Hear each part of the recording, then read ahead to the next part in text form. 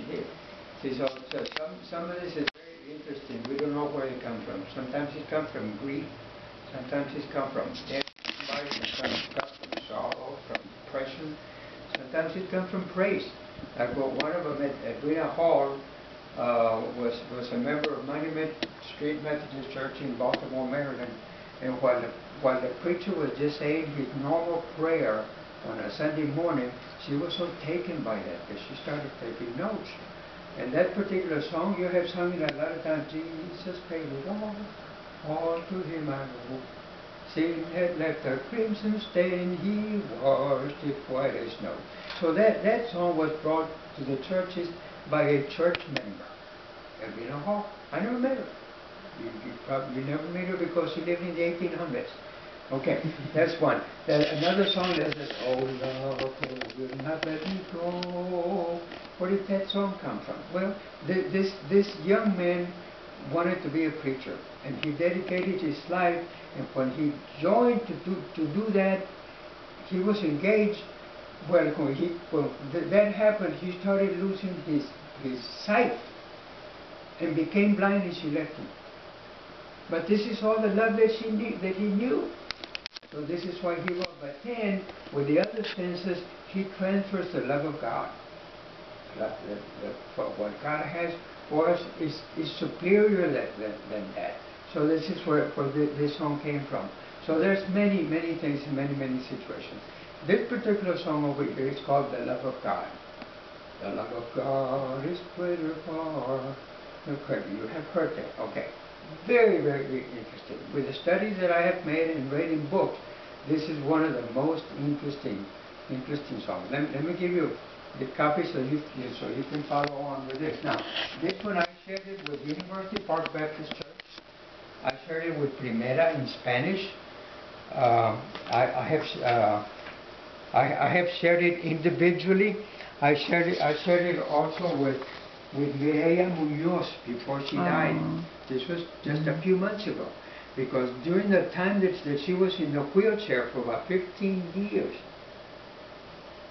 God's love never quit. Her love for God never quit. Okay, now here's the situation.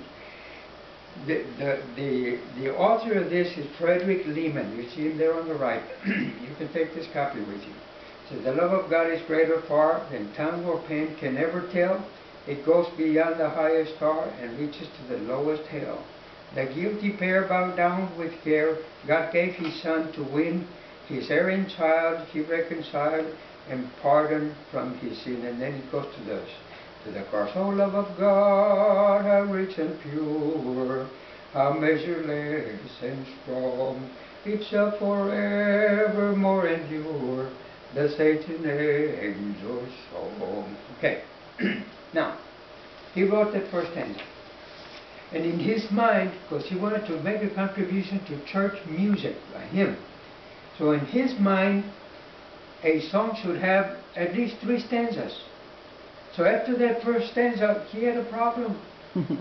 He would write and nothing would fit. He would write again and nothing fitted. He would throw it away.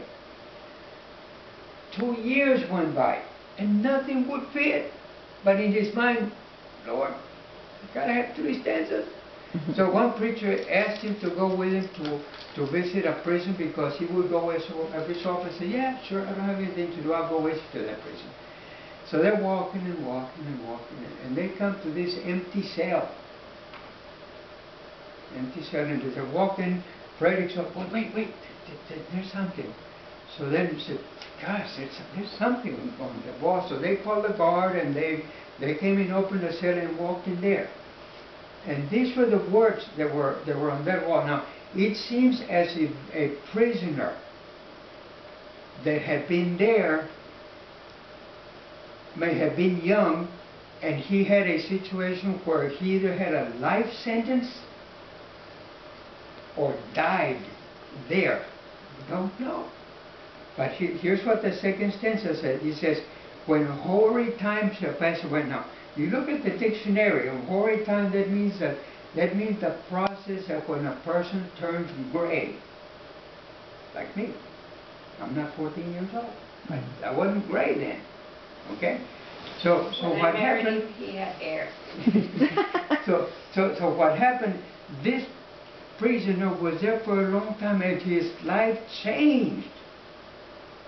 And he had to do something about this, so he started writing in there, when all time shall pass away, this period, and earthly thrones and kingdoms fall. He saw kingdoms that fell. He saw powerful men that fell. When men who hear refuse to pray, men that are in prison, why would they pray? They're bitter. They've got an attitude. If anything, they would want to curse. They would say, well, when I get out of here, somebody's going to pay for it. And it has happened that somebody paid for that. So this is what he's saying. When men who here refuse to pray on rocks and hills and mountains while they're going through their chores and all of that, you know, and he was praying all of the time. And he was trying to get them to pray, and they refused to pray. And then he says, however, God's love so sure will still endure. It doesn't matter if they don't want to pray. It doesn't matter if they want to curse. It doesn't matter about their attitude. God's love is still going to be the same, all measureless and strong. And that was in the wall. And then he said, God is, Frederick said, that's my second stanza.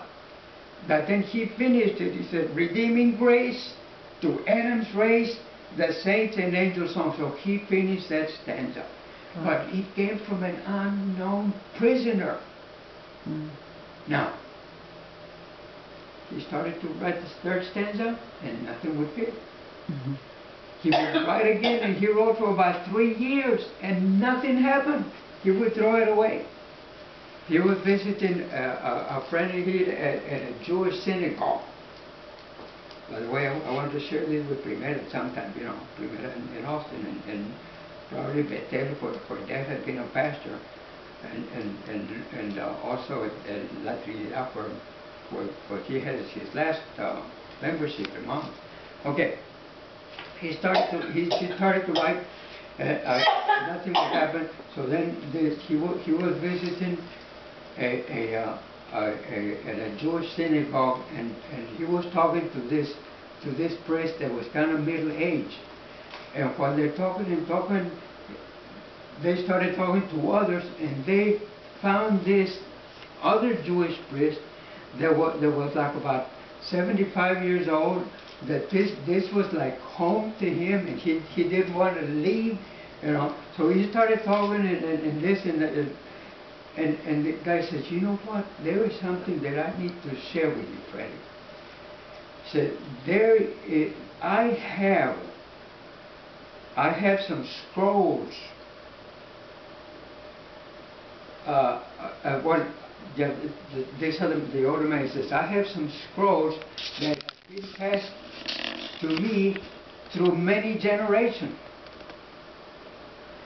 And I have something here from this Jewish priest that was an old man that wrote this like about 950 years ago. What happened 950 years ago? We didn't have typewriters. We didn't have printing presses. How would people write? They would get the pen, and they would get the ink, and they would put it on a scroll. They would put it on, and if it was in Hebrew, it was in reverse because it goes from right to left. See, we read from left to right, but not Hebrew. Hebrew goes from right to left. And what this man had, because this Jewish priest that lived then loved God so dearly that before he died, he wanted to share and he wanted to pour his heart out. And this is what he wrote in the last stanza. Could we with ink the ocean fill, and were the skies a parchment made or a scroll, and every stalk on earth a quill, that every stalk on earth would be a pen that you could get and you could write, and every man a scribe by trade, every man a reporter. We have reporters do something, it comes out on TV now. But a lot of times you see on TV that they're reading everything, that they wrote everything, you know, and things have really progressed. Okay. And every man a scribe by trade. Okay. If that is the case, and everybody in the entire world would get a pen and would write, he said, now, to write the love of God above would drain the ocean. You can't do it. You cannot write the love of God. If everybody would do it, it would raise the ocean dry. Nor the scroll contain the whole, even though you stretch his scroll from sky to sky. So when he saw it, he said, that's my third stanza. Wow. So that's what's so amazing about this. He wrote it first, then God stepped in, an unknown prisoner wrote the second, a priest that he would never meet that lived 950 years ago wrote the last stanza. Wow. Now you have the love of God. So What can we compare it against? What is it? It's endless. This song tells it all. So that's what I just wanted to make this Father's Day something to share with you. You can take this with you. But it is one of the most amazing songs that I've had. In fact, when I was telling this to Primera, there was some ladies in the choir that were crying. You know, of course I was translated the second stanza to Spanish. It wasn't translated properly, or it wasn't handled properly. So I did that in the third one. But anyways, I just wanted to be part of your day. And like I said, this is something that regardless of how old you get, you will never forget. The love of God doesn't matter about your attitude. Doesn't matter about what you do. Doesn't matter what His is not going to change. Our attitude towards Him is what changes. But His love for us is always going to be there. Okay. Good job. Okay. Now, when did you learn this story? When did you